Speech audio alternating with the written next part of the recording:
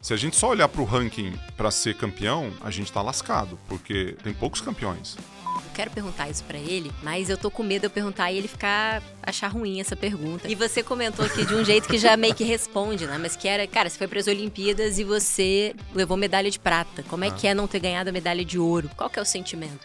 Sabe quantos metros que eu nadei ao longo da minha carreira? Quantos? Chuta. Não faço a menor ideia. Chuta. É. Peguei ela, hein? Você foi até os Estados Unidos nadando já. Chuta alto.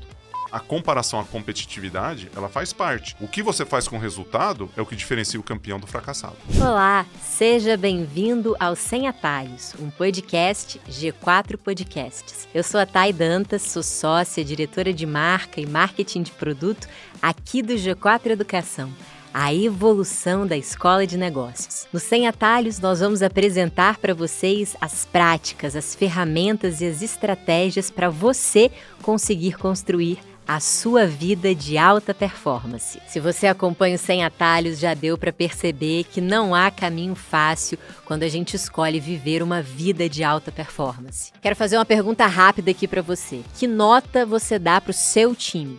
Não para você, não para sua empresa, para o seu time. 5? 6?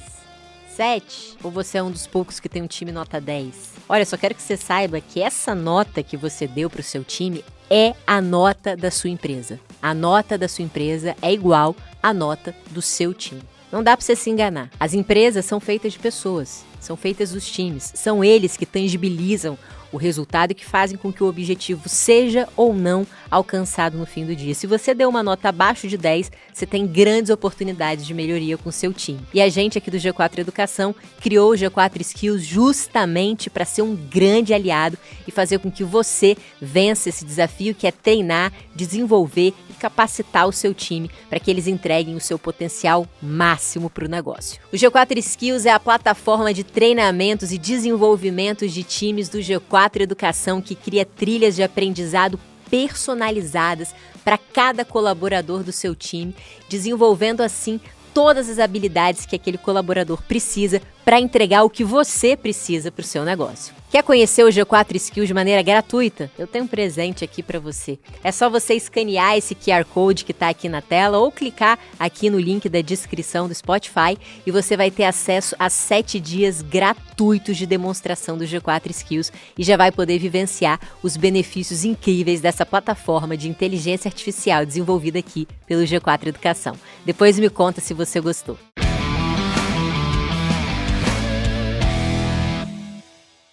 E no episódio de hoje recebemos o medalhista olímpico de natação, que é também empresário e um homem altíssimo nível, Gustavo Borges. Pode chamar de nadador, mesmo você também sendo empresário agora? Claro, não vai perder nunca, né, o nadador, mas legal, prazer estar aqui com você, prazer dividir aqui nesse podcast, sem atalhos, né, então já tô bem, o nome já dá direcionamento, né? Já dá direcionamento. Não dá pra cortar pelas esquinas, assim? Não dá pra cortar pela tangente. Não? Não, vai ter que ir no trilho mesmo, vai ter que escalar uma montanha. Mas vai ser fácil, porque o cara é alto, vocês não têm ideia do tamanho do cara. Eu tava conversando com ele antes da gente entrar aqui, que ele nasceu grande. Ele disse que nasceu pequenininho, mas nasceu grande, com 4 quilos. Depende da referência, né? Tem gente que nasce com 5 quilos, nasce com 4 e pouquinho. É bem grande. Bom, Gustavo, vamos começar aqui. Nosso objetivo hoje é pegar um pouquinho de toda essa experiência que você tem como medalhista olímpico, toda a disciplina que você teve que adquirir. E agora, como empresário, quais são os principais aprendizados que você traz desse universo para a sua vida de empresário, para que os nossos empresários e gestores possam te copiar um pouquinho? Acho que depende da área, né, que a gente for atuar, né? Você tem vários elementos ali. Dentro do esporte, você acaba vivenciando muito a ação do esporte e atividade sendo liderado por alguém, né? No caso, o treinador. Então, você tem a questão da liderança da sua própria vida, do treino, né? Das suas ações ali, mas tem muito a liderança do treinador, do coach que está ali do lado te direcionando. Então, os aprendizados em termos de valores e construção que acontece dentro do esporte, né? Do empreendedorismo do corpo, vamos dizer assim, ele se traduz diretamente para o empreendedorismo dos negócios. Seja você um empresário, um gestor, um head de empresas ou mesmo um empreendedor tocando o seu negócio, você imagina que um atleta ele vai ter planejamento para que ele consiga o resultado, ele vai ter que ter objetivos traçados, ele vai ter que ter um pensamento lá na frente, Olimpíada, né? 4 anos, os Jogos Olímpicos eles acontecem, né? A cada ciclo de 4 anos. Então, quando você imagina a dedicação, a disciplina, o foco, a performance, tudo aquilo que acontece dentro da piscina, você traduz isso para dentro também do empresário, do empreendedor, na busca do seu resultado. Total, né? E você falou um pouco de visão de longo prazo, é uma coisa que me deixa muito curiosa. Você, você começou a nadar, imagino que bem jovem, né? Criança ainda. Sim. Aprendi com 5, com 9 estava mais organizado ali. E quando que você começou a competir? Competi A primeira vez que eu competi, eu não estava treinando ainda. Foi um festival de escola. Tava lá em Ituverava, que é a minha cidade. Ituverava, onde fica? Fica perto de Ribeirão Preto. Aqui em São Paulo. Sou nascido em Ribeirão Preto e fica entre Ribeirão e Uberaba ali. Fica quase um triângulo mineiro. E naquela época eu estava numa escola, eu nem estava treinando organizado, né, de forma organizada, e teve um festival de natação de escolas. Então eu estudei no Escola Estadual de Primeiro e Segundo Grau, Capitão Antônio Justino Faleiros. Essa era a minha escola. E eu fui lá e competi com mais... Eu perdi do Renê e do Fernandinho. Essa eu lembro aí. Peguei em terceiro. Só tinham 3 competindo também. Medalha de bronze. Tem essa medalha até hoje, né? Minha mãe guardou a medalha. Que demais. Tá no meu escritório lá, uma medalhinha bem simplesinha assim. E foi o meu primeiro momento assim que eu me lembro, que eu me recorde de competição. Aham. E aí, peguei terceiro, né? Os 2 que estavam juntos, um acho que era 1 ou 2 anos mais velho do que eu, como não tinha muito assim negócio de idade, sobe lá e compete, né? Depois você tem as categorias de base e tudo mais. Mas foi interessante competir. Eles estão competindo até hoje, esses 2? Que não, ganharam? imagina. Não? E você continua? Acho que foi a única vez que eles competiram natação. E quanto tempo? E como é que foi assim? Putz, eu quero realmente fazer isso, eu quero competir, eu quero me dedicar nesse esporte. Você tinha mais ou menos quantos anos quando você teve Então, com 9 e 10 eu comecei a fazer vários esportes em Ituverava. Então, imagina o seguinte, cidade pequena, 25 mil, 30 mil habitantes.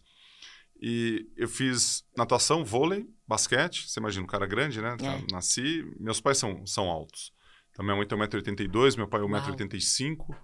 Então, tá explicado, né? Nascer um pouquinho grande. Até a gente tava conversando, não é assim, uma garantia que nascer grande você vai ser uma pessoa alta, né?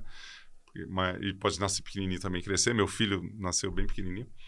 Mas, de certa forma, eu fiz vários esportes ali ao mesmo tempo. E naquele momento, natação e vôlei e basquete foram os 3 esportes que eu acabei fazendo ali com mais afinco, né? Eu fiz hipismo também, então você já imagina o cavalo, né? Como é que ele se sentiu nessa jogada aí. E o vôlei e a natação foi o que eu segurei por mais tempo. Aí com 14 anos deixei a natação de lado e continuei deixei o vôlei de lado e continuei na natação.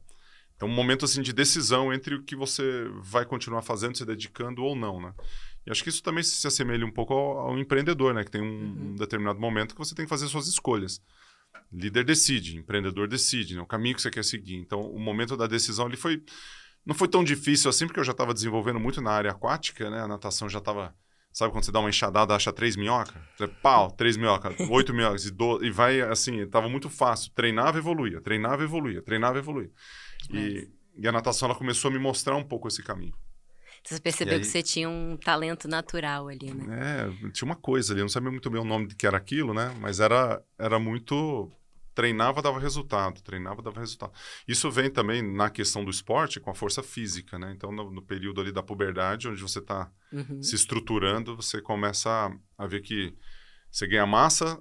Primeiro, você cresce bastante, você notou, né? Tem 2,3 metros. Na hora que você cresce muito, talvez o corpo até preencher toda aquela estrutura, ela leva um tempo. Né? Igual quando você tem cachorro? Mais ou menos. Mais ou menos. Eu tenho um cachorro, mais ou menos. É porque minha menos? mãe tem um cachorro que eu considero que seja meu, mas não é meu, é dela. Então é mais ou menos mesmo. Então é mais ou menos. É grande ou pequeno? É médio. É médio. Viu? Assim como mais ou menos, o cachorro então também não vai é médio. Tá bom. Não vou então imagina uma exemplo. pessoa... Imagina uma pessoa que tem um cachorrinho. Ou vai pegar um cachorro no canil, ou vai comprar um cachorro. Se ele é pequenininho ali, bebezinho, só que ele quer um cachorro grande. Então ele vai para uma raça que seja grande. Aí a hora que ele olha pro cachorro, ele vai olhar o quê? Para ser grande. Ele quer um cachorro grande. Para pata, certo? Então, você imagina, na minha infância, ou até meu filho, né? Que eu olho pro meu filho, é muito parecido. É um L, assim, né? Que você tamanho pega da mão. Um tamanho do pé... Não, a minha mão é grande também. Mas você imagina uma criança que é um L, onde o pé é gigante e você até encher tudo aquilo, né? Leva tempo. Mas por que eu falei isso? Porque na puberdade é onde a coisa começa a se encaixar. Aham. Então você começa a maturação física, o desenvolvimento, e foi mais ou menos ali, naquela época, que o esporte ele tomou uma proporção diferente dentro do meu trabalho. Cara, mas como é que era? E aí é um ponto que eu acho que faz muito sentido também para qualquer pessoa que queira construir qualquer coisa relevante na vida, que é você, para conseguir uma coisa realmente relevante, precisa aprender uma das coisas mais difíceis e que normalmente a gente aprende na infância. Você teve a sorte aí, mas que também é bem difícil fazer nessa fase de adolescência, que é postergar a gratificação. Que é realmente conseguir ter um foco no longo prazo. É olhar para as coisas e entender que, putz, hoje eu vou ter que deixar de comer o que eu queria comer, de ir para as festas que eu queria ir para festa, porque amanhã eu vou competir e eu preciso estar bem, eu preciso estar descansado, eu preciso ter feito uma alimentação saudável para eu conseguir performar bem amanhã, semana que vem, ou como você disse no caso das Olimpíadas, daqui a 4 anos, então eu preciso por 4 anos me isentar de fazer coisas que no curto prazo parecem ser ótimas para eu conseguir ter aquele resultado de longo prazo lá na frente. Isso é difícil pra caramba, assim, tem vários estudos com crianças pequenas que mostram, inclusive... Do cookies, né? Tem dos cookies, dos marshmallows, que ficou famoso, que é assim, cara, eles estudaram essas crianças e botaram ali os marshmallows e falaram assim, olha, se você não comer agora, quando eu voltar, eu vou te dar o dobro do que tem aqui, você vai poder comer o dobro. E aí as crianças, que eles acompanharam depois ao longo do tempo essas crianças, as crianças que conseguiam esperar para comer o dobro depois, elas se deram muito melhor na vida, tiveram muito mais sucesso. E as que comiam ali na hora, né, não conseguiam controlar os impulsos, queriam aquela gratificação imediata, grande parte delas se tornou, grande parte não, mas assim, proporcionalmente falando, bem superior a outro grupo, se tornou delinquentes, criminosos, pessoas que não foram bem-sucedidas na vida.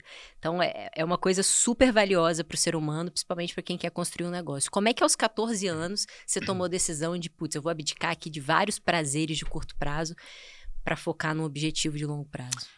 Quando você fala do estudo trazendo, é lógico que nem todo mundo que come um marshmallow ou um cookie não. tem esse ímpeto pode ter um grande problema lá na frente, mas estatisticamente no estudo específico estava muito relacionado à força de vontade de você segurar aquele ímpeto, sabendo das regras, né? Porque as crianças eram muito jovens, né? Sabendo das regras e mesmo sabendo das regras, aqueles que tinham mais força de vontade para segurar essa tendência de comer, né, algo. E a hora que você pega esse mesmo estudo fazendo uma análise ali de vontade, né, o ambiente, a forma como você conduz aquilo e o exercício disso faz com que você se torne uma pessoa mais resiliente ou uma pessoa que consiga segurar tudo aquilo que você quer, aquela gratificação imediata lá na frente. Então, é uma questão de prática. É lógico que com criança foi um estudo bem curioso, mas quando você trabalha com adultos, né, você pode desenvolver o hábito de fazer uma coisa ou outra. Então, se você é uma pessoa ansiosa ou ansioso, né, em relação a comer chocolate, por exemplo, você vai ter chocolate em casa, você vai lá e vai comer. Então, você não vai segurar, você sempre vai perder do chocolate. Não vai ter como, se você já tem o hábito de comer, se já tem o hábito de fazer uma coisa que entre aspas, ruim, ou um hábito que você quer quebrar. Então, você vai fazer uma outra coisa. E por que o hábito é tão importante nisso, né? E as pessoas que estão ao seu redor? Tem aquelas frases, você é a média das 5 pessoas que você está ao seu redor, a força de vontade não funciona. Tem um livro muito bom em relação, que é esse o tema, né? Que tem a ver com o ambiente, né? Da forma como o seu ambiente é construído para que você possa ter... Qual livro que é? Força de vontade não funciona. Legal. Ou força de vontade não funciona, ou força de vontade não existe, uma coisa assim. Até para procurar, Daniel, alguma coisa. De repente a turma da produção pode colocar aí depois colocar do link. E tem a ver muito com o ambiente. Então, se você imagina que o seu poder de decisão, onde você decide, ou a forma como você constrói o seu hábito, ela está relacionada a uma série de fatores, não a uma única decisão sua de fazer algo, você acaba construindo o seu ambiente. Então, isso você percebe em times de futebol, você percebe em equipes olímpicas, em times, você percebe aqui dentro da G4, você vai perceber dentro das empresas que dão certo, das empresas que dão errado, que tem a ver com cultura, tem a ver com construção, tem a ver com uma série de coisas, com clima, né, que está ali instaurado, né? E o clima, ele faz... quem participa da construção desse clima são as pessoas. Então, respondendo a sua pergunta, com 14 anos eu não sabia que eu era tão focado assim. Mas eu queria ir para as Olimpíadas. Então, com 14 anos você pensou que você queria ir para as Olimpíadas? Com 9 Olimpíadas? eu queria ir para as Olimpíadas. Que demais. Então, se você pega qualquer criança num campo de futebol, marcando gol. Marcou um gol, 9, 10, 11, 12 anos, sai correndo lá e você pega lá, entrevista, se traz um podcast sem atalhos. E aí, o que você quer ser quando crescer? Né? É a pergunta básica para criança, que é uma pergunta bem infantil assim, né? Que a gente não faz para adulto, deveria fazer para o adulto, né? Porque quando a gente pensa em crescer, a gente pensa em faixa etária e adulto ou criança. Mas se você pergunta para uma criança qual que é o objetivo, ele acabou de marcar um gol, o que ele quer? Quer ir para a Copa do Mundo, quer jogar não sei aonde. Ele quer... Quando eu vou em eventos com crianças, 50% da turma quer ser nadador. Agora, leva o pipoqueiro lá. Pipoqueiro. Ah, não, quero ser pipoqueiro quando eu crescer. O moleque tem 6 anos, tem o maior pipoqueiro do mundo aqui fazendo uma pipoca deliciosa. Por que não ser pipoqueiro? Então, nesse sentido, a construção da minha carreira em relação a ter mais foco ou mais disciplina, ela foi uma construção. Não foi uma decisão simples e única, eu quero ir para a Olimpíada, a partir de agora não vou fazer nada de errado. Né? Até a pergunta que a gente estava conversando aqui, e aí, rolava um brigadeiro, né? De vez em quando, uma batatinha frita? E as coisas não funcionam dessa forma, né? Você chegar lá com 12 anos de idade, 10 anos, e você está construindo o próximo Michael Phelps, ou o próximo atleta, o super-herói, e você construir aquilo. Não é assim que funciona. Como é que funciona? Funciona uma construção de família, uma construção de valores e objetivos que você tem traçado nas mais variadas faixas etárias que você tem da sua vida. Como é que era em relação à sua família? Então, só para caracterizar. Com 9 anos de idade, se eu não tiver o elemento diversão inserido no treinamento, não é a falta de brigadeiro ou você trabalhar aquela criança para estar mais focada que vai ser a diferença. Talvez isso pode até atrapalhar o crescimento desse jovem. Com 15, 16 anos, fica muito claro quais são os objetivos ali que já estão um pouco mais desenhados, já estão pisando um pouco na relação. Então não adianta você chegar para o moleque de 15 anos de idade, 16, querer que ele faça a mesma coisa que o Michael Phelps fez. Talvez não funcione para ele, mas talvez para alguns que estão um pouco mais maduros possa funcionar. E a família ela é um grande catalisador ali, tanto do pensamento empreendedor, quanto do pensamento de alta performance, do pensamento de construção de valores de vida. Então, a base está ali. E aí você ia perguntar sobre família. Exato. Tipo, como é que foi para tua família, assim? Porque, cara, não é uma coisa muito óbvia na maior parte das famílias. Alguém falar, uma criança, um jovem de 14 anos, falar, eu quero ser um medalhista olímpico de natação, e os pais falarem, então beleza, a gente tá junto nessa e vamos construir um ambiente para isso. Não é o que normalmente acontece. Como é que foi com a sua família? Eu não sei se é exatamente assim. Talvez tenha alguns pais que eles extrapolam esse pensamento. Então, pegando a sua frase assim, pô, tem um moleque de 14, 15 anos, adolescente, que quer ir para as Olimpíadas. Tem pai que acredita que o filho vai para as Olimpíadas. E tem pai que acredita que o filho vai. Mas a grande maioria, a gigantesca maioria dos pais que acreditam que o filho vai, o filho não vai. Por que isso? Porque é estatística. 0,0001% da população mundial são atletas olímpicos. Então, você dividir mais ou menos assim, 150 mil atletas olímpicos ao longo da história, dividido por 8 bilhões, que é a população mundial. Então, você já tem uma fração de pessoas que vão para as Olimpíadas. É muito difícil, por mais que você possa acreditar.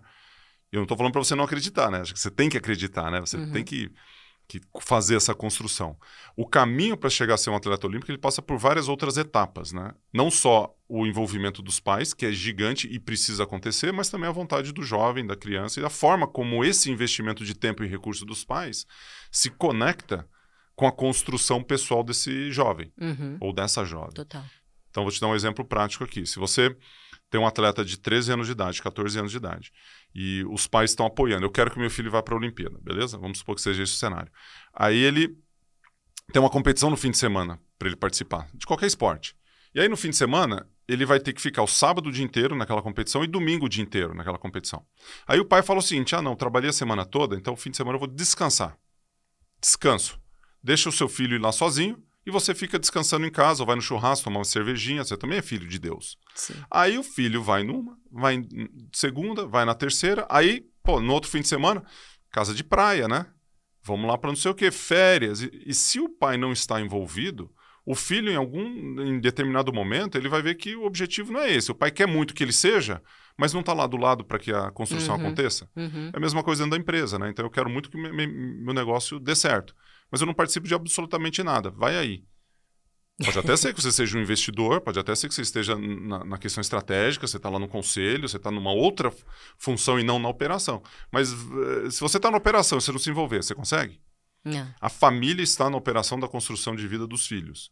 Você não pode delegar isso para um conselho. Você não pode delegar isso para uma outra pessoa.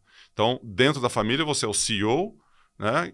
Que normalmente é a mãe. Uhum. E aí vem o pai, né? Que tem alguma outra posição. CEO, talvez, né? Operacional ali. Não é que a mãe faz o CEO, eu o CEO, né? Depende. Ela mistura ali as duas relações.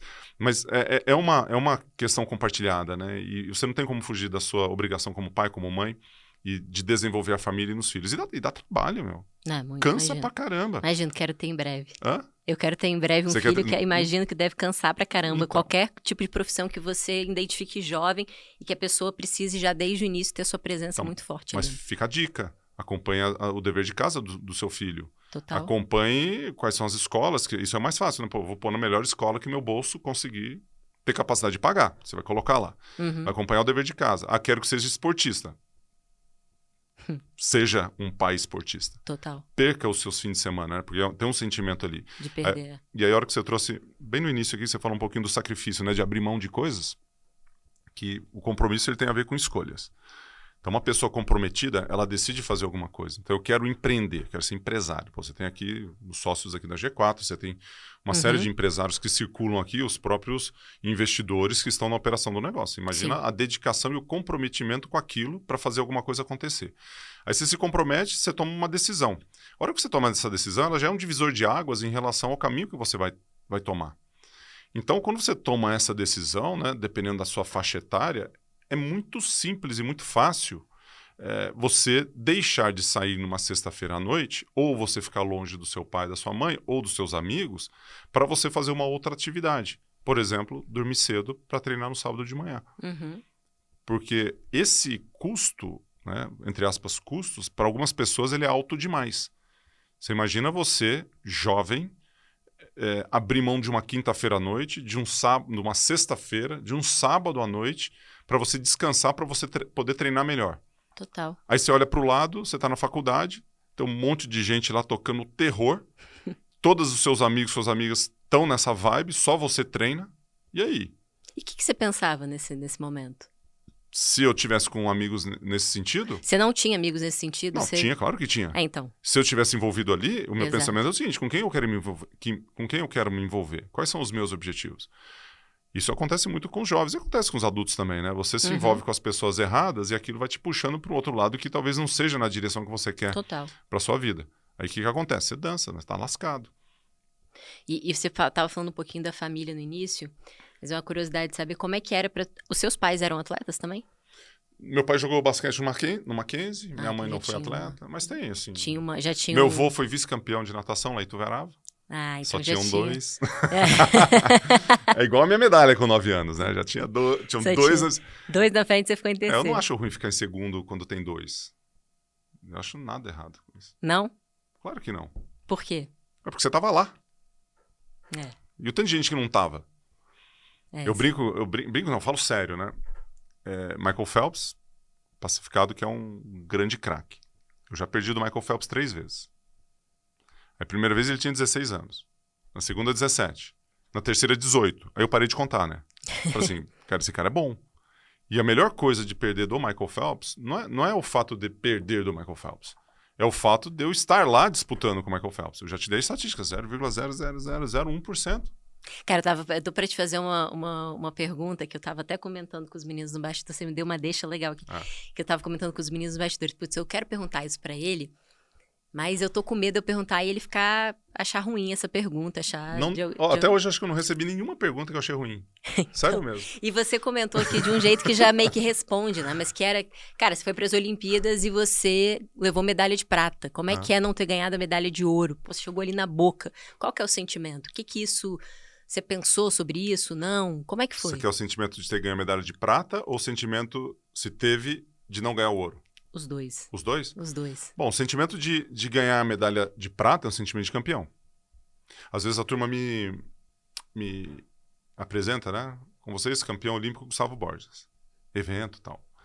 Mas você é campeão olímpico, né? O medalhista olímpico é um campeão. Exato. Eu concordo. Se você pegar na questão de sentimento, de construção de vida, de resultado, eu concordo com você. Uhum. Só que se você leva, aí é uma questão de interpretação. Se você vai levar para o lado de conquista e de ranking, eu não fui campeão olímpico, eu fui vice. Uhum. Então, se você tem primeiro, quando falam medalha de ouro olímpica, não campeão, mas medalha de ouro, aí eu tenho uma correção.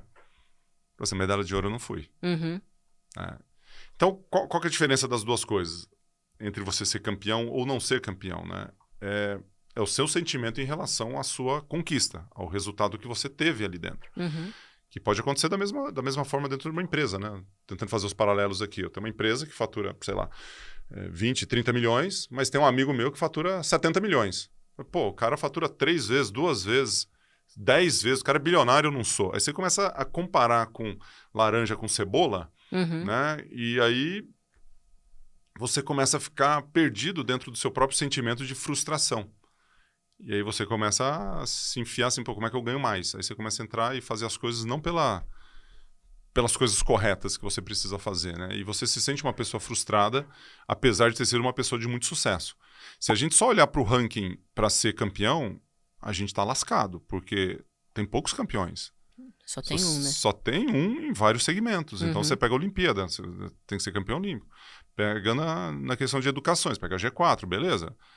Pode ser um dos primeiros do ranking aqui do Brasil, não sei se é o maior, não sei que ranking que vocês estão, quais são os parâmetros que vocês utilizam, mas você vai para o mundo, tem outra coisa, você vai para outra e vai. E um dia você chega lá em primeiro, vai ter um que está lá em segundo, só olhando, de repente fatura mais, de repente impacta mais pessoas, não sei quais são os indicadores que vê. Uhum. Mas tem sempre um próximo passo que você pode ir além. Total. Né? Então você vai ter os indicadores que estão relacionados à comparação e você tem os indicadores que vão estar relacionados ao seu desenvolvimento. Esse é mais legal. Porque você precisa do seu desenvolvimento para depois você comparar, não o contrário. Uhum. Porque senão você está só focando, dando seu foco no que o outro está fazendo. Isso divide a energia, isso cansa. Isso leva a gente a ficar ansioso, leva a gente a ficar tentando fazer coisas, tirar o coelho da cartola, né? Começa a gente pensar em atalhos para fazer a coisa acontecer. E não é assim que funciona. Você funciona com consistência, você funciona com trabalho, funciona com dia a dia, com aquela opção. Então, assim, você pergunta, pô, faltou a medalha de ouro? Não, cara. Porque a turma teve que treinar muito para ganhar de mim. Uhum. Eu não sei quanto que eles treinaram, mas eu imagino que eles treinaram muito. Total. Porque, eu treinei bastante. Sabe quantos metros que eu nadei ao longo da minha carreira? Quantos? Chuta. Não faço a menor ideia. Chuta. 2 quilômetros. 2 quilômetros. 4 quilômetros. Eu não sei. Carreira. Carreira? Vou dar uma base. O máximo que eu já nadei num dia, máximo, foram 20 quilômetros. Num dia. Caraca, que loucura. 20 quilômetros. Isso, 20 mil metros. Caraca, que loucura. Porra. Peguei ela, hein? Você foi até os Estados Unidos chuta nadando alto, já. Chuta alto. 20. Vou botar aqui, então, 200 mil. Eu nadei ao longo da minha carreira, fiz essa conta, né? Coisa de nerd, né? Você pega lá, fiz uma planilha. Você fez mesmo? Você calculou claro, na unha? Claro, senão eu faço... Cara, como é que você tá chutando? Não estaria chutando. Tá Eu não chutando chutei. A minha conta era assim, eu pego período de base, específico e polimento, que são as 3 fases de treinamento que você tem, ao longo da minha vida competitiva, tirando as férias. Essa que foi a conta. 43 milhões de metros nadados. Caraca, que loucura. A circunferência da Terra tem 40 mil. Então dei a volta na Terra e depois subi e desci o litoral brasileiro, porque eu achei bonito. Faltou metro, sobrou. Se você pegar os Alpes, 8.900, cerca de 9 mil metros de altura. Eu subi os Alpes 5 mil vezes. Nadando, né? Tem gente que sobe escalando. Caraca, que loucura, cara. E esse ponto que você estava falando... Para mostrar a ação, né? A consistência ali do trabalho. Agora você pega, pô, e o Michael Phelps, quanto que nadou? Não sei, deve ter nadado uns 80 milhões. Foi mais vezes. Mas esse é um 43 ponto... milhões, nem todo mundo fez essa conta, mas eu fiz. Esse ponto é interessante da gente entender, ainda que, vamos supor que o Phelps também nadou 43 milhões, não sei. Mas... Nadou mais. Não. Provavelmente pelas minhas estimativas, uns 80. Caraca. Mas o ponto aqui é que a gente... Nós somos treinados a buscar o primeiro lugar, né? intelectualmente falando, assim, a nossa construção, a gente pensa sempre, putz, eu quero ser o melhor naquilo, eu quero estar no primeiro lugar. Quando a gente fala em competição, a competição leva sempre a gente a olhar para o outro, né? A olhar para o outro, que eu digo, no geral, a gente pensa assim, cara, eu quero ser o primeiro lugar. Então, tipo, o Flamengo e o Vasco, quando vão jogar, nenhum quer ficar em segundo lugar, em tese. Mas existem formas diferentes de motivação, né? Porque se eu tô disputando para alcançar o primeiro lugar, é diferente de eu estar disputando para eu ser o melhor que eu consigo ser. São coisas distintas. Mas são competições, ambas. Ambas são competições. Uma comigo mesma, exatamente. Outra com a pessoa de fora. Isso. Tem uma relação de rendimento. Quando você fala de rendimento, você se compara. Uhum. Porque a vida, ela é a competição na veia, em todos os momentos. Você compete com você? Claro. Todo mundo compete consigo mesmo. Seja você uma pessoa frustrada e no fundo do poço, você está competindo com você mesmo, com seus, né, entre aspas, demônios ali da mente, ou se você tem uma autoestima muito elevada e você está conseguindo tudo aquilo que você quer. Uhum. A competição, ela passa necessariamente pelo rendimento, que é a comparação, que é a forma como você se compara com outras empresas, outras pessoas, conhecimento, ranking, entrar em campo, ganhar primeiro, segundo e terceiro. Né? Lá atrás, a gente já pega na Grécia Antiga, você tinha os vencedores, você tinha os caras que ganhavam grana na competição. Você tem conquista, você tem o conquistador, você tem os desbravadores, isso é histórico, né? A competição, ela faz parte do ser humano. O grande problema é que hoje a gente esquece que o grande desafio é a gente vencer a nós mesmos e a gente evoluir. A evolução constante. Total. E aí, se a gente foca só também nessa questão da evolução constante e não prepara os nossos filhos, nossos colaboradores, nossas empresas para a competição, a gente vira uma empresa sensível. Uhum. A gente vira uma família sensível. Uhum. Assim, claro, a gente vai evoluir, mas como é que é a gente no mercado? Como é que é isso em relação ao evento que a gente monta? E como é que são aí os indicadores? Dentro da equipe, aqui mesmo, vocês têm uma área gigantesca. Dentro da Maersk é a área de vendas. Como é que você tem uma área de vendas sem ter ranking? Uhum. Você pode até ter a questão de remuneração, ela ser o mesmo para todo mundo. Você tem lá um modelo que todo mundo ganha X, não tem comissão. Mas você vai ter o melhor vendedor e o pior vendedor. E numa remuneração sem bonificação, os piores vão ser mandados embora. Uhum. Eles não vão ficar lá dentro. Então, isso por si só já é um ranking. Você precisa ter essas métricas. Então, a comparação à competitividade, ela faz parte. O que você faz com o resultado é o que diferencia o campeão do fracassado. Em que sentido? Em todos os sentidos. Me explica melhor. Dá um exemplo. Minas pegou segundo na Superliga de Vôlei. E aí? O Giannis Antetokounmpo, um dos melhores jogadores do mundo na NBA, perdeu na primeira rodada da NBA. E aí, é um fracassado? Você viu a entrevista dele? Inclusive, foi maravilhosa. Eu vi, viralizou, inclusive. O cara perguntou pra ele aí, você se sente um fracassado? Como é que é? De novo você, né? Cara, viralizou. Uhum. E ele tava assim, se segurando pra não levar pro pessoal, Total. se segurando pra passar o negócio. O resultado positivo ou negativo dentro da vida de qualquer pessoa, ele vai ser transitório. Ele é transitório. Então, assim, ganhei, perdi. Foi bom, foi ruim. Positivo, negativo. Deu certo, não deu certo. É assim que funciona. Se você tem isso na comparação, você pode pegar segundo lugar. Uhum. Que eu dei o exemplo aqui. Né? O Milwaukee Bucks perdeu, o Minas perdeu do Praia. Eu tô fresco com o Minas, né? Porque meu filho representa o Minas, então tá naquela construção. Mas para chegar até as finais, você tem que fazer uma conquista muito grande. E o que você faz com aquele resultado e como você aprende daquilo, e o próximo passo que você vai dar, é o que vai fazer a diferença entre você ser uma pessoa com autoestima elevada, com aprendizado e resiliente. Porque se você perde, você está querendo ganhar, todo mundo quer ganhar. Eu queria ganhar medalha de ouro, claro, não consegui. Mas o cara treinou muito, ele mereceu. Parabéns. Também o fair play. Né? Mas lá na hora, no momento, você ficou feliz? Com a medalha de prata? Fiquei. Ou ficou, putz, se eu tivesse talvez... Não, fiquei feliz com a não medalha questionou. de prata. Feliz. Agora, você pode falar o seguinte, uma pessoa que é recordista mundial, que é a primeira do ranking, que foi lá para ganhar e perdeu, você pode perguntar para essa pessoa como foi. Porque talvez essa pessoa, ela pode até ganhar e ficar chateado com a medalha de ouro porque não bateu o recorde mundial. Exato. E aí? Exato. Será que essa pessoa é um verdadeiro campeão? Um cara que é melhor do que você, que te vence, você tem que respeitar. Uhum. Você tem que olhar ali e falar assim, caramba, o que eu posso aprender desse cara? Foi com quem que você estava nessa final? Eu já perdi na Olimpíada do Popov, já perdi do Gary Hall, já cheguei nos 200 metros do livre em 96, perdido neozelandês, vou lembrar o nome dele aqui, mas tem sempre alguém ali. E já ganhei de muita gente também. Pô, de mas acho que, a diferença do verdadeiro campeão ali, que eu acho, é realmente o que você aprende com aquilo. O teu filho tá indo pelo mesmo caminho, né? Também tá sendo nadador. Tá. E como é que tá sendo para você a experiência agora de ter uma pessoa em casa que tá seguindo os seus passos profissionais? Como é que tá sendo para você lidar com a projeção que eventualmente pode ter sempre? Os meus pais tinham muita projeção comigo. Então eu fico imaginando... E aí, eles estão felizes com a mulher que você se tornou hoje? Agora sim, porque eles já tiveram épocas, né? Não, porque é muito louco isso, assim. Quando o filho segue a trilha do pai, eu não sei se isso é mais fácil ou mais difícil. Para quem? Pro pai ou pro filho? Pro pai. E pro filho também. Porque, no meu caso, eu fiz um caminho completamente louco. Eu fui primeiro pro oposto do que o meu pai fazia. Que é? O meu pai é empresário. Ah. É executivo. Tá. Hoje eu sou executiva.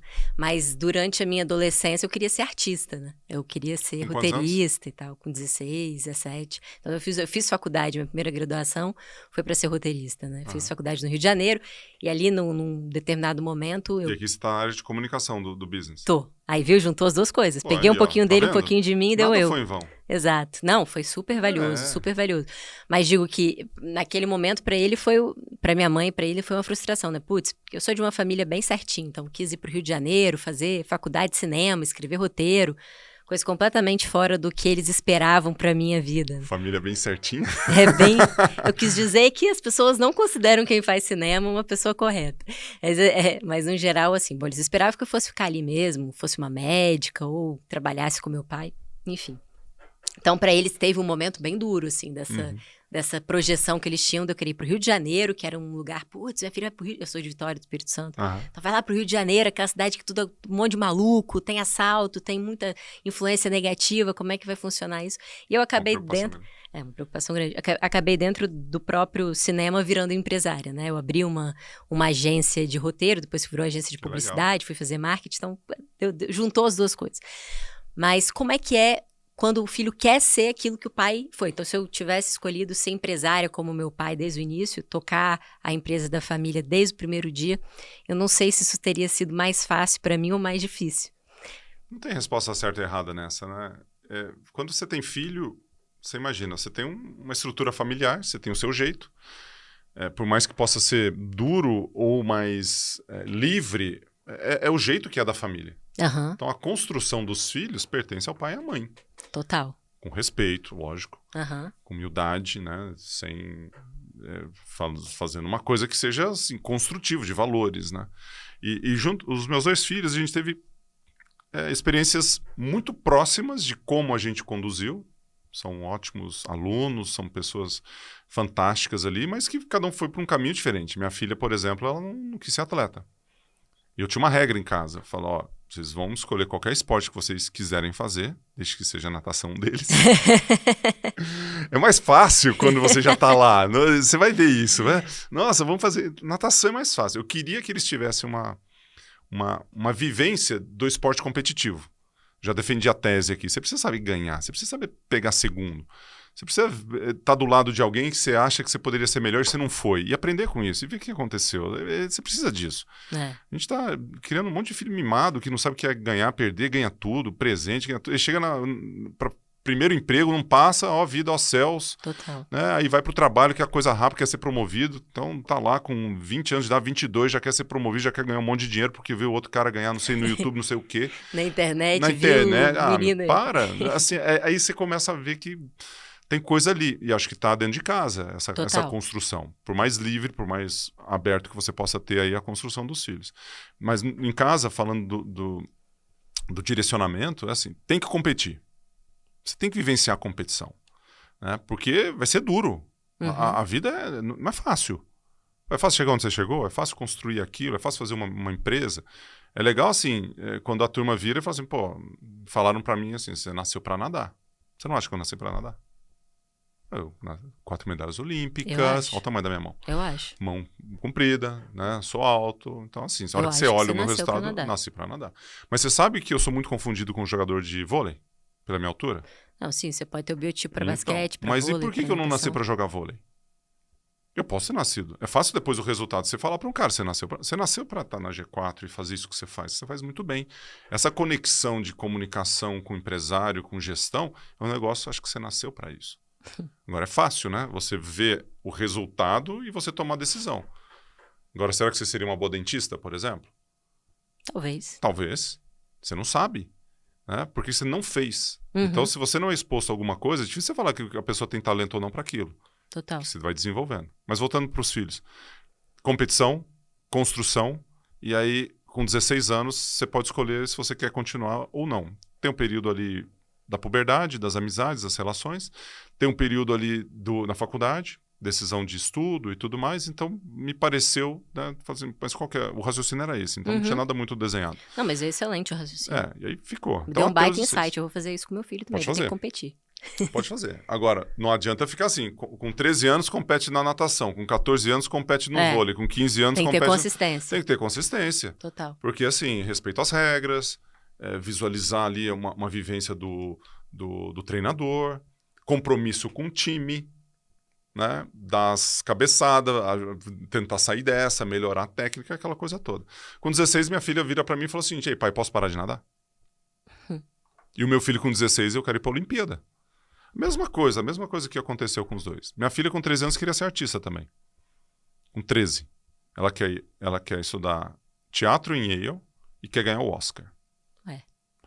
Assim, beleza, você tá pegando as duas coisas, talvez assim, deve ser mais difícil isso do que ir para as Olimpíadas. Então, se é 0,0001%, Concordo. Como é que deve ser para lá, né? Então, uma brasileira ganhar o Oscar vai ser a primeira, nunca aconteceu, é mais difícil que ir para as Olimpíadas. Não, é muito difícil para qualquer ser humano ganhar um Oscar. Muito difícil. Né? Para uma brasileira ainda mais, porque não tem. Estatisticamente. Não tem, né? Nunca nenhuma brasileira ganhou o Oscar. Foi indicada no máximo, foi Fernanda Montenegro. E aí, então você imagina. Aí ela com 14 anos, ela fala, então você tem que estudar artes na escola. E ela não vai bem em artes na escola. Porque tem a subjetividade, tem um esforço, de repente tem a questão da habilidade para fazer uma coisa ou outra, aquela coisa toda. E ela não era boa em matemática.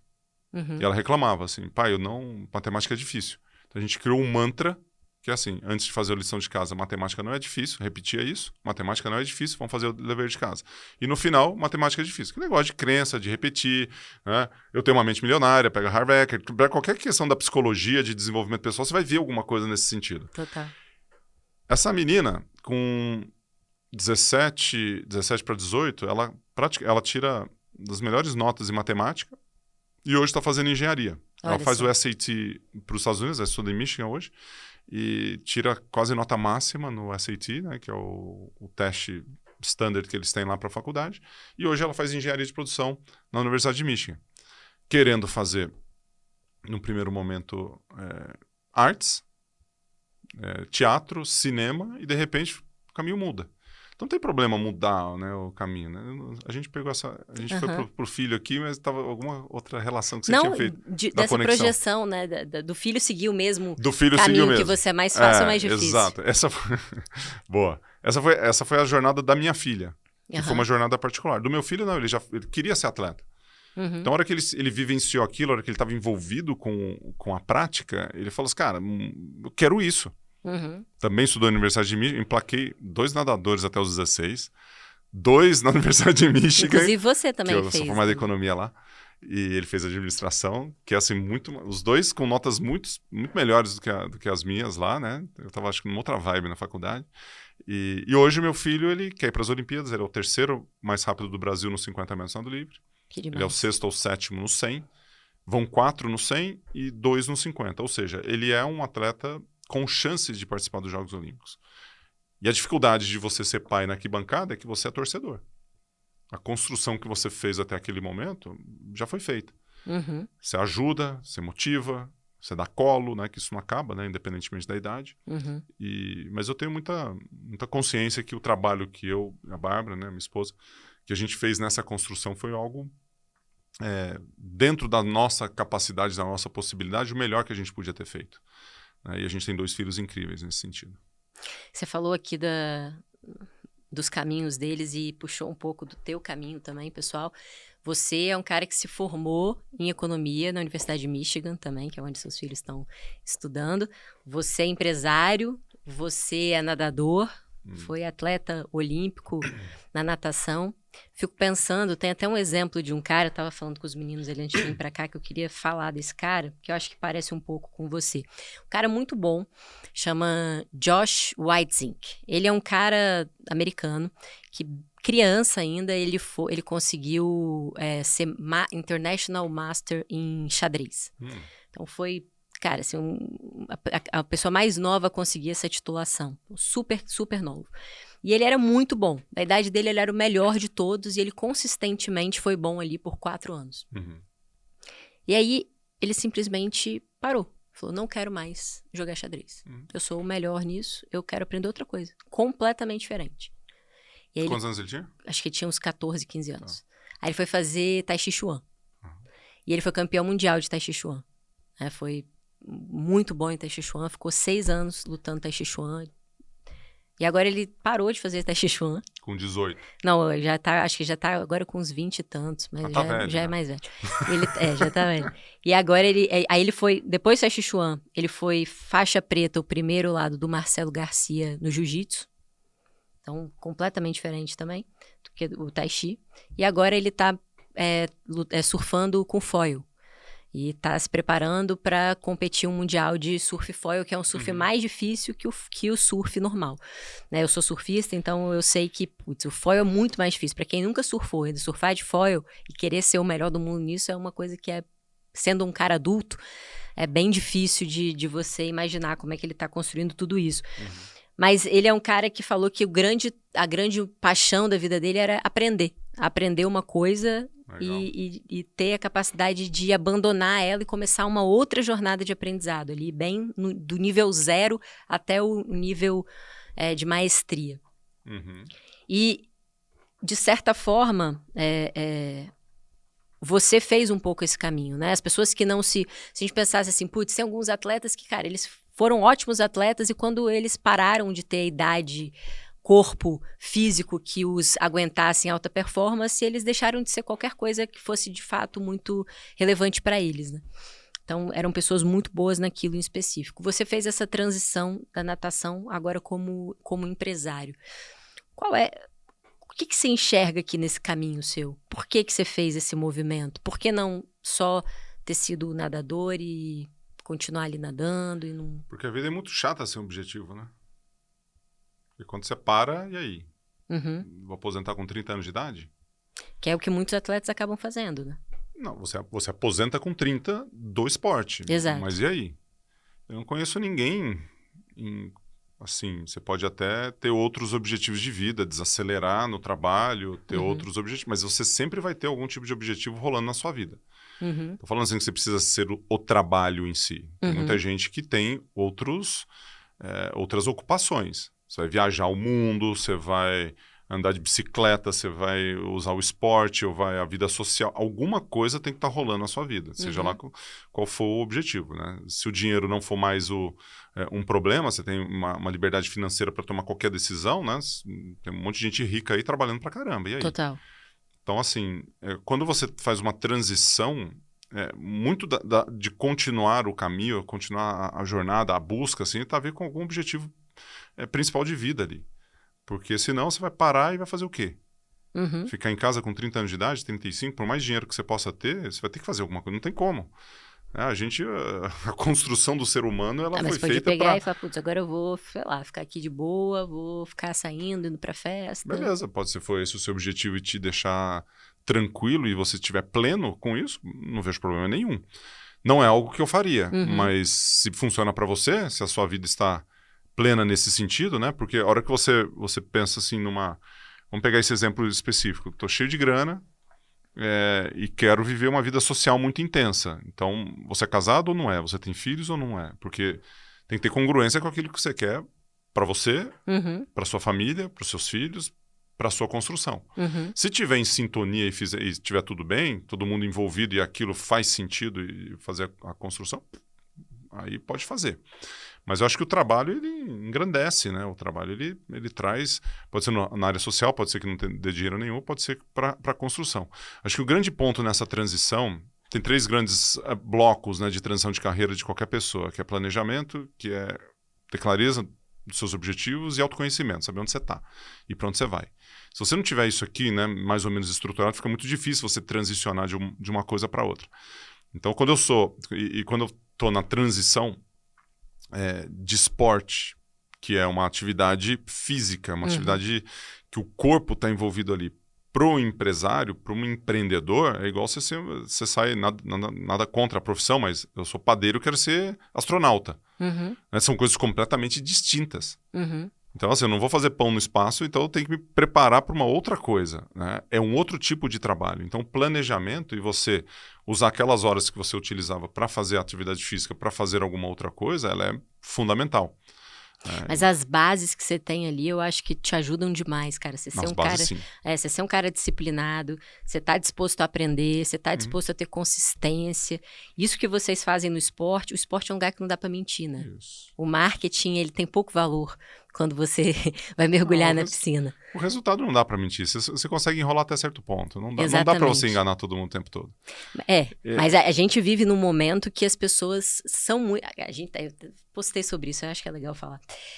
A gente vive num momento em que as pessoas estão muito dispostas a dar dinheiro para vigarista. Cara, tá tão fácil ganhar dinheiro de maneira lícita, né? De maneira sem ser legal, só contando a mentirinha, que... daqui a pouco vai reduzir a criminalidade. Mas o ponto é, assim, a gente vive, como você falou, né? A gente tem uma geração que olha para a internet como um parâmetro de sucesso. E os resultados ali são resultados camufláveis, tá? Eu posso dizer para você que eu ganhei 100 milhões fazendo muita mentira, né? Um lançamento e você não tem como saber se isso é verdade ou não. E eu posso te simular que é verdade ostentando uma vida extremamente de luxo, quando a gente sabe que as pessoas mais ricas são normalmente bastante discretas em relação a esse tipo de coisa. Mas a gente tem um laudo, assim, do luxo, da riqueza, da ostentação como forma, como estratégia de dizer, olha como eu tenho resultados, eu posso te ensinar a ser milionário como eu sou milionário. Embora eu só tenha ficado milionário a partir do momento que você comprou meu curso para te ensinar a ser milionário. Tá. Então, esse é o ponto. Mas no esporte não tem como mentir. Você tem que ganhar, você tem que estar ali, você tem que treinar, você tem que se esforçar, você tem que dar seu máximo, você tem que tomar decisões difíceis, você tem que abdicar de prazeres do seu dia a dia. É muito difícil. Mas tem uma certa correlação com o que você falou. Em que sentido? Em sentido que você pode ser uma pessoa, você pode treinar e ter, de repente, ser colocado, vamos pegar aqui time de futebol. O cara lá, o olheiro, pega um cara que interessa a ele, porque ele vai ganhar mais dinheiro, ou o treinador coloca o cara para jogar mais, ou ele faz isso, faz aquilo. Então, dá para você ir contra o sistema. É lógico que dentro do esporte, quando você tem questões menos subjetivas, um negócio assim, é tempo, natação. Exato. Na natação eu concordo, você tem um tempo. Mas em esportes mais subjetivos, você pode até ter uma relação talvez parecida aí, né? Mas eu não queria levar assim no mal intencionado, mas assim, das oportunidades que acontecem e de repente de quem está olhando, o lado que está olhando, você se interessar mais ou menos. Então, assim, a questão física ou a questão que você quer investir ou o tipo de pessoa que você quer investir, para um patrocinador, ele tem mais relevância do que talvez a performance esportiva. Sim. E aí, na questão financeira, você pode achar justo ou não. Um atleta que é melhor fisicamente na competição ganha menos do que um que está lá no 25º, só que tem outros atributos. Então, acho que... Eu não sei se é uma boa relação que eu fiz, mas... Não, é uma boa relação, sim. Mas eu acho que ali é um... Mas eu tenho muito vigarista em tudo quanto é lado. Você pode trazer... Pensei num aqui agora. Doping. Total. Então você está falando assim, atalhos, né? Atalhos da vida. Pode ser um cara que ostenta muito e que está vendendo um sonho que não existe. Isso ser comprado, me dei bem e ferrei com o cara. Doping é a mesma coisa. Como é que funciona essa parada de doping, cara? Não, como é que... O cara toma e ganha. Não, mas é muito louco, porque vocês são testados, né? Putz, se eu sei que eu vou ser testado, qual é o sentido de eu tomar? Não ser pego. E tem como não ser pego? Tem. Não vou saber te desenhar aqui o processo, loucura. Mas assim, se você médicos, o antidoping está sempre um passo atrás do doping. Eu lembro numa Olimpíada, eu não sou especialista para falar no assunto, mas eu tenho em 96, eu lembro de um nadador russo que ganhou. E a Rússia já esteve envolvida em muitos muitos problemas, né, controvérsias em relação ao doping. E um nadador... Eles foram até vetados uma Foram época vetados, 2016, também uma grande repercussão em relação a isso. E aí ele pegou no doping, mas a substância ainda não era doping. Ele falou assim, tem uma substância aqui que não pode. Assim, me mostra então na regra. Não tem. Então devolve a medalha pro cara e põe no doping. Então a partir de agora virou doping. Várias substâncias que você tinha, broncodilatadores, hoje em dia é muito... A broncodilatador é proibida? Hoje é. Mas, assim, remédios para gripe que você tomava na década de 80, 90, que você nem sabia que tinha algum benefício ou não, o princípio ativo, ele é doping. Então, às vezes você fala assim, doping, você fica imaginando Ben Johnson, fica imaginando testosterona, fica imaginando esse tipo de coisa. Hoje, você pegou no doping, pode ser você tomar um remédio para dor de cabeça, que tá OTC. Que loucura. E aí você toma esse remédio, se tiver em competição, não pode. Os atletas, eles precisam saber o que pode e o que não pode. Então, mas quem tem asma não pode tomar um broncodilatador. Aí você tem que fazer um documento, você tem que explicar, você tem que ser prescrito, você tem que ter tem todos os exames para você ter. Insulina, na questão de diabetes, você não pode. Uau. Aí você tem que ter a prescrição, você tem os meios ali, se você tem alguma deficiência ali, alguma questão de saúde e tal. Entendi. Mas o doping é sempre muito avançado, né, em relação a isso. O que você acha que um empresário pode aprender com um atleta de alta performance? O que do seu atleta de alta performance você levou para sua vida como empresário? Acho que a coisa principal é atenção aos detalhes.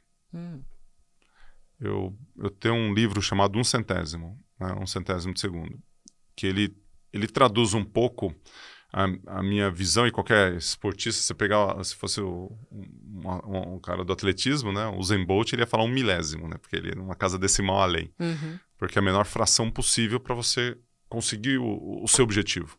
Então, quando você fala de excelência, você fala de trabalho, você fala de fazer uma coisa diferente, né? Às vezes a gente quer dar um salto muito grande e a gente esquece do hoje, né? Então, você tem uma visão de longo prazo para você fazer um trabalho. Isso faz parte da construção da alta performance. Um dos grandes elementos de alta performance é a visão de longo prazo. Só que o tempo presente e o que você faz no hoje, ele é muito importante. Eu não sei qual que é mais importante, né? Se você tem a visão de onde você quer chegar ou você trabalhar hoje para aquilo que vai construir, que vai empilhar todos aqueles resultados para você. Lá na frente, falar assim, deu certo. Nem vi o tempo passar, né? Porque você vai construindo. E essa questão da atenção dos detalhes, ele vem na forma de 1/100 para mim. Assim, eu consigo visualizar 1/100. Consigo visualizar a minha Olimpíada lá na frente, né? Onde que eu quero chegar, seja ela qual for, né? Em termos de negócio, de empresa, de construção. E eu consigo, assim, identificar o que precisa ser feito hoje para dar essa evolução. 1/100 segundo eu fico em casa, eu vou para as Olimpíadas. Nas Olimpíadas, 1/100 eu fico nas eliminatórias, vou para as finais. Medalha ou sem medalha, recorde ou não recorde, campeão ou vice. Então, isso eu acho que nos empresários, né, para os empreendedores, a visão ela é muito importante, né, onde você quer chegar lá na frente e depois, e todos os empreendedores têm uma capacidade muito grande de trabalhar, né? O verbo fazer, ele vem muito em conexão com o empreendedor, porque ele é acostumado a fazer isso, né? Seja na operação, seja na estratégia, ele está muito envolvido. Então, acho que isso tem uma conotação direto com o que o empreendedor e que o atleta ele é forjado, né? Muito parecido nisso, né? No faça, né? No fazer, de ser protagonista daquilo que você quer construir para a sua vida, para o seu negócio, para a sua carreira, para a sua vida. E aí os equilíbrios que vêm ao redor. Total, esse ponto que você falou, só para complementar, achei muito bom isso do 1/100, de olhar os detalhes e de como que você constrói o hoje para estar lá naquela sua visão de longo prazo, né? Às vezes a gente, aqui, como a gente é uma empresa que traduz as práticas das empresas de alto crescimento para a realidade dos negócios tradicionais aqui do Brasil, as pessoas vêm muito com ideia, cara, preciso inovar, preciso mudar meu negócio. Precisa. A gente arroz sempre... com feijão qualquer. Exato, mas base, cara, né? e tem um monte de coisa aqui, low hang fruit, que você pode fazer, né? Que são as maçãzinhas que estão na boca, assim, para você tirar, que você não está fazendo. Você está olhando, a gente está olhando muito para fora, putz, preciso mudar, fazer um novo produto, disruptar o meu mercado, criar um novo segmento. Você pode e deve pensar em como você muda o seu produto e como você continua sendo relevante ao longo do tempo, mas tem muita coisa que a gente pode fazer ali, muitos detalhezinhos que no dia a dia vão se perdendo, que podem ser esse centésimo que você falou. Com certeza. Muito Isso bom. faz diferença do jovem que chega agora todo rapidinho querendo tudo, né? Você fala assim, e aí, meu, como é que vai ser hoje aí? Pô, hoje? Como assim hoje? Total. Chega no final do dia, né, faz aquela análise. Total. Mas muito legal. A inovação seria como assim, a mistura, né? Arroz, feijão, uma saladinha, e o que vai ter de mistura? Ah, vai ter um negocinho aqui. Mas a base tá lá, né? Sim. A essência tá lá. E é o arrozinho com feijão bem temperado que faz a gente salivar. Eu sou quase mineiro, né? Então... Você é quase mineiro? Ah, é verdade, você é quase mineiro. Quase mineiro. Pessoal, foi um prazer receber você, Gustavo. Muito obrigada. Obrigado. Eu tenho que te dar um presente antes da gente finalizar aqui. Adoro presentes. Este presente... Amazing You? Da Amazing You, conhece? Já ouvi falar. É uma marca de chá, é parceiro nosso. São vários vem com hábitos. Chás, exato, ligados aos seus momentos do dia. E aqui é o livro que eu dou pra você. Talvez você já tenha lido. Os meus livros favoritos. Ah, você já leu? Que bom. Adoro. Em termos da psicologia de hábito, esse aqui é um dos tops. É muito bom esse livro. Eu gosto bastante. Junto com o Charles Duhigg, né? Então, pra quem não leu, cadê a câmera? Quem não leu Hábitos aqui, Atômicos. Mas vou reler aqui. Aqui ele fala do 1%, né? Eu tenho 1 centésimo. E quando eu tava falando de 1 centésimo, alguém falou, você já leu Hábitos Atômicos? Eu falei, não. Você tem que ler. Você tá falando de 1 centésimo, aquelas referências, né? Você vai ler uma gotinha por vez, um quadradinho, um passinho de... É tudo a mesma referência, né? Mas super. Bom demais. Muito obrigado, tanto a Amazing You aqui quanto a Hábitos Atômicos. Hein? Obrigada a você. Obrigado, prazer demais. Beijo. Até mais, pessoal.